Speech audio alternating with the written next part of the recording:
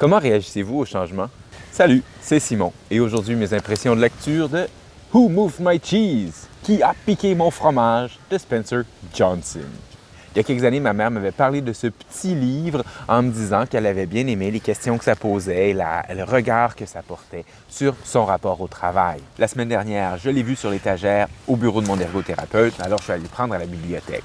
J'ai lu ça en quelques heures. Spencer Johnson est né en 1938 aux États-Unis. Il est psychologue, puis médecin, auteur et conférencier.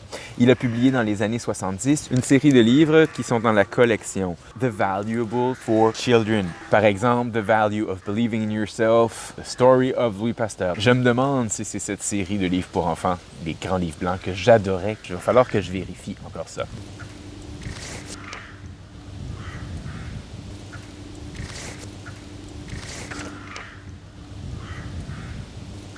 En 1982, il a publié avec Ken Blanchard The One Minute Manager, un guide de gestion de gestionnaire. En 1998, Spencer Johnson a publié ce Who Moved My Cheese. Le sous-titre est An Amazing Way to Deal with Change in Your Work and in Your Life. Il existe une traduction française, Qui a piqué mon fromage? Comment s'adapter au changement au travail, en famille et en amour, publié chez Michel Lafon.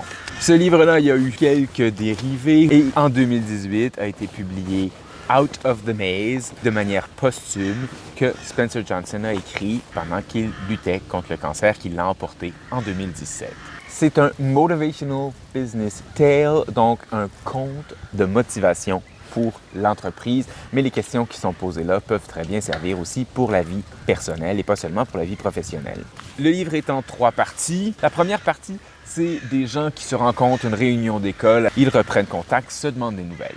C'est dans ce contexte-là que quelqu'un raconte l'histoire de Who Moved My Cheese, qui est la deuxième partie. C'est l'histoire de 4 personnages de petite taille qui vivent dans un labyrinthe. Il y a 2 mini-humains et 2 souris, et les 4 adorent le fromage. Les 2 mini-humains s'appellent Hem et Haw, Polochon et Baluchon en français, et les 2 souris s'appellent Sniff and Scurry, Flair et Flèche. Les 4 personnages trouvent un endroit dans le labyrinthe où il y a une station de fromage et où il y a beaucoup de fromage. Les 2 souris continuent à être sur leur garde, elles retournent à leur maison tous les jours et elles continuent à regarder un peu nerveuses, voir qu'est-ce qui va se passer, alors que les 2 mini-humains se mettent bien à l'aise, arrivent toujours un peu plus tard à l'endroit où manger. Alors, quand le fromage disparaît, les 4 personnages doivent s'adapter au changement.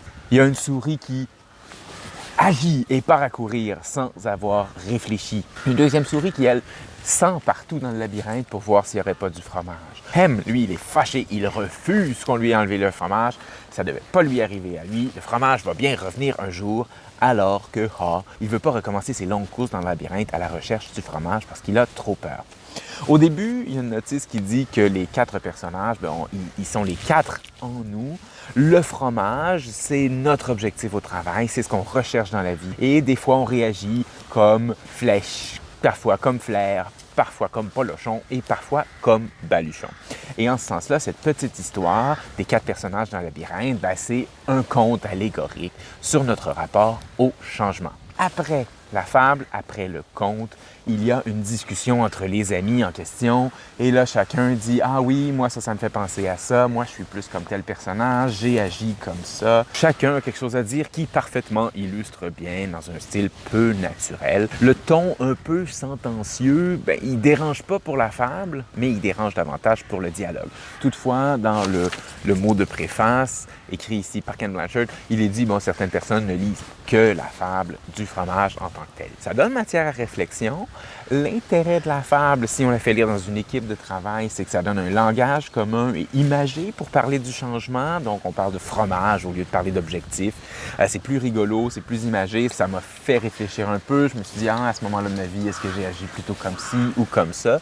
Oui, il y a des limites à la fable, mais si on ne la prend pas trop au sérieux, si on s'en sert de base comme réflexion, ça peut être super utile, ça peut être amusant. Et en lisant, j'ai pensé à quelques personnes de mon entourage à qui je me suis dit, ça pourrait être une bonne idée. Ça pourrait être une bonne idée qu'il ou elle lise ça. Ça prend 2-3 heures à lire. C'est probablement le genre de livre qu'il est intéressant de relire. Si vous l'avez lu, laissez vos commentaires en bas. Sinon, bonne lecture.